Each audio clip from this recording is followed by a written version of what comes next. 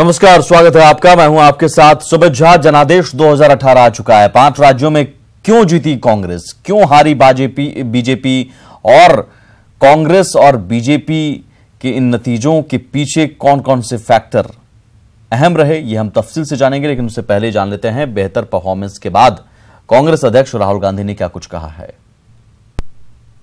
जनता से, कांग्रेस के कार्यकर्ताओं से,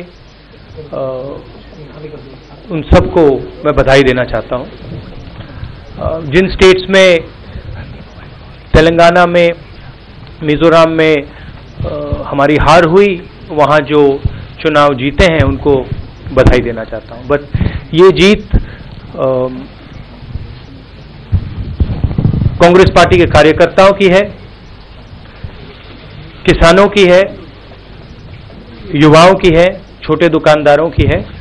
ये जो आवाज उठी है, अब कांग्रेस पार्टी के ऊपर एक भारी जिम्मेदारी है कि इस आवाज को हम अच्छी तरह सुने और इन स्टेट्स में जो विजन दिया जाना चाहिए वो हम दे पाएं। तो इस पे हम अब काम शुरू करेंगे।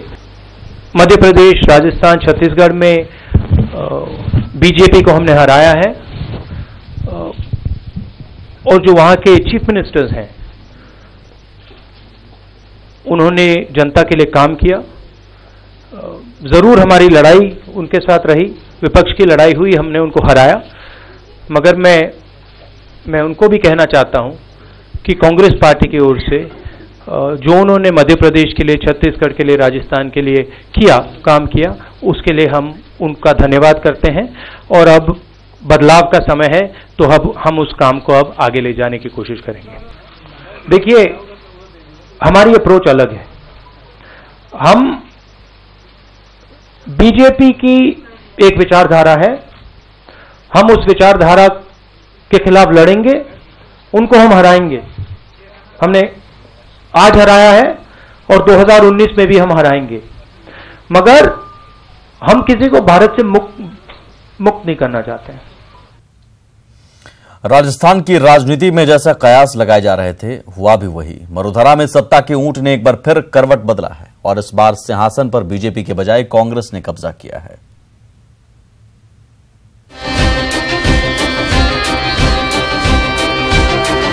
वसुंधरा खुद तो जीत गई, लेकिन सिंहासन गंवा बैठी। वो भी तब जब केंद्र में भी बीजेपी की सरकार है और कांग्रेस पिछले 4.5 सालों से हार का वार झेल रही है।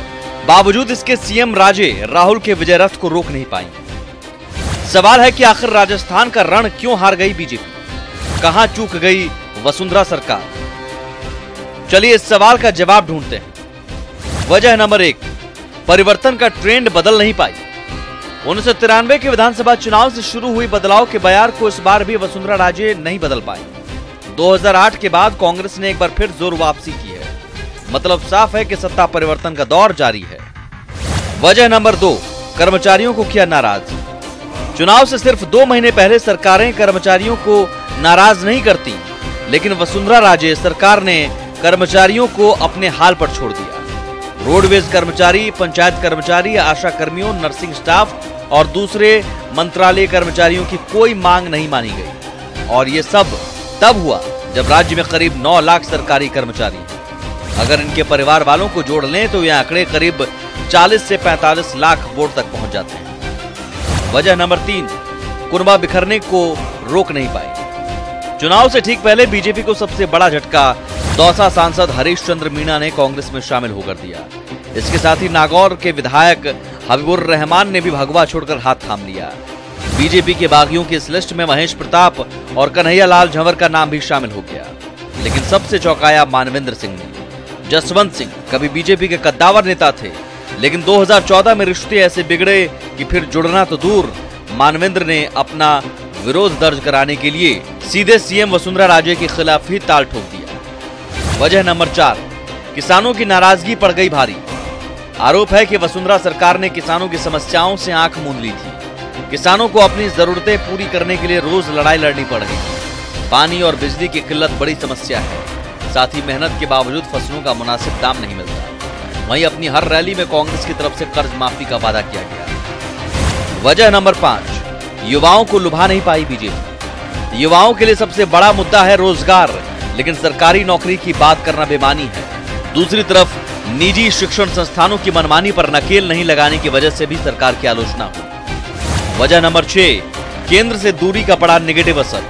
वसुंधरा राजे और पार्टी के केंद्रीय नेतृत्व के बीच सब कुछ ठीक नहीं है। अमित शाह और वसुंधरा राजे के अलग अलग कार्यक्रमों पर लोगों का ध्यान गया। राजस्थान प्रभारी के रूप में वसुंधरा ने नितिन गडकरी को मांगा, लेकिन मिले प्रकाश जावड़ेकर। अमित शाह ने राजे विरोधी ओम माथुर को भी अघोषित रूप से राजस्थान में इन्वॉल्व कर दिया। टिकटों का फैसला करने के लिए शाह ने केंद्रीय मंत्रियों गजेंद्र सिंह शेखावत और अर्जुन मेघवाल को अहम जिम्मा सौंप दिया। रही सही कोर कसर एंटी इनकम्बेंसी ने पूरी कर दी। Bureau report, news 18। 5 साल बाद राजस्थान ने सत्ता परिवर्तन के लिए मतदान किया। पीएम मोदी और अमित शाह भी राजस्थान में बीजेपी को हार से नहीं बचा पाए।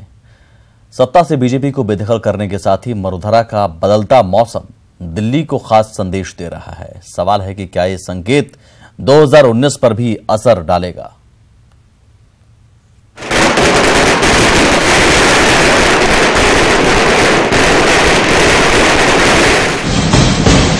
वसुंधरा का दिल्ली को संदेश।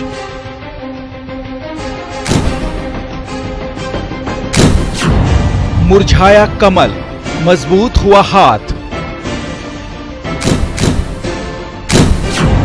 बदल गया वसुंधरा का मौसम।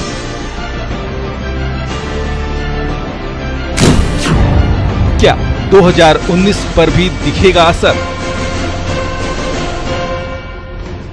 वसुंधरा का सियासी संकेत क्या देश का भी मूड बता रहा है? ये कहना अभी भले ही मुश्किल हो, लेकिन राजस्थान का चुनाव परिणाम जीत हार के आगे की बड़ी कहानी भी बता रहा है। हालांकि हर 5 साल में सरकार बदलने वाले राजस्थान के लिए ये परिणाम ज्यादा हैरान करने वाला नहीं होना चाहिए।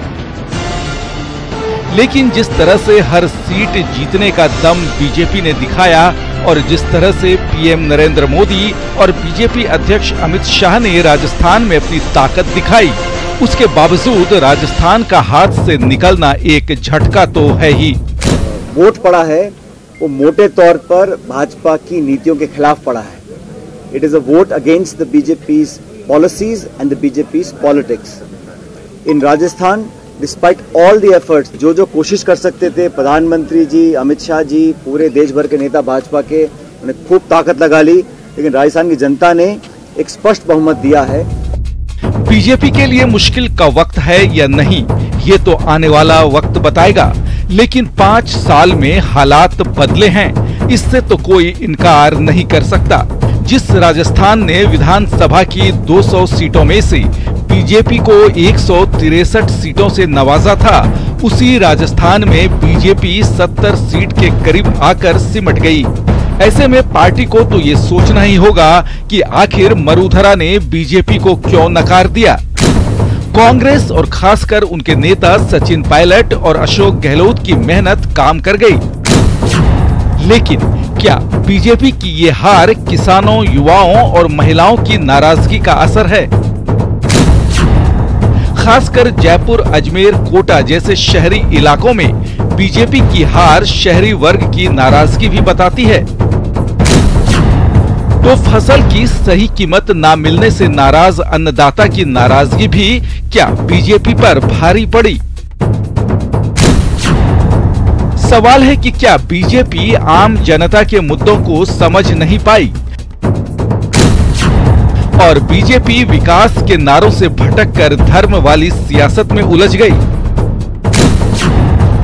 सवाल ये भी है कि कांग्रेस, खासकर राहुल गांधी के खिलाफ बीजेपी नेताओं के जहरीले बयान ने भी जनता को कहीं नाराज तो नहीं कर दिया। बीजेपी के लिए राजस्थान का परिणाम इसलिए भी झटका है क्योंकि 3 से 4 महीने के बाद ही देश लोकसभा चुनाव के लिए तैयार होगा और तब राजस्थान की 25 सीटें काफी अहम हो जाएंगी। खासकर इसलिए भी क्योंकि 2014 में राजस्थान ने झोली भरकर बीजेपी को समर्थन दिया था। राजस्थान की सभी 25 सीटें बीजेपी ने जीती थीं। तो कांग्रेस को राजस्थान में तब कोई भी सीट नहीं मिली थी। ऐसे में राजस्थान का असर सीधे तौर पर भले ना सही लेकिन 2019 के चुनाव में दिखेगा तो जरूर, और इसके लिए बीजेपी को पहले से ही कोशिश करनी होगी। हालांकि सामान्य जीत के साथ कांग्रेस भले ही राजस्थान में सरकार बना ले, लेकिन उसकी परेशानी भी खत्म नहीं होगी। Bureau report, news 18 Rajasthan. और इन नतीजों पर जेडीयू नेता केसी त्यागी ने भी प्रतिक्रिया दी है। केसी त्यागी ने कहा कि नतीजों से सबक लेने की जरूरत है। साथ ही उन्होंने आने वाले समय में एनडीए के घटक दलों की बैठकें बढ़ाने पर जोर दिया है।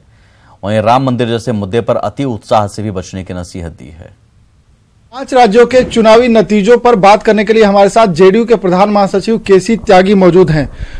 इन चुनाव के नतीजों से सबक लेनी चाहिए एनडीए को। आपको लगता है कि बीजेपी को सबक लेनी होगी? ये सबक सभी के लिए है और हम लोगों के लिए, एनडीए के लिए भी सबक है, क्योंकि हमें 4-5 महीने अभी मिलेंगे अपने आप को चुस्त दुरुस्त करने के लिए। और किसानों के सवाल आने वाली राजनीति के भी केंद्र के बिंदु बन गए, ये हमें प्रसन्नता है। जो वायदे कांग्रेस पार्टी ने किए उनको पूरे करने होंगे, वरना आते आते उनका भी इससे बुरा हाल होगा। एनडीए के घटक दलों की बैठकें ना के बराबर होती हैं, उनकी संख्या बढ़ाई जानी चाहिए।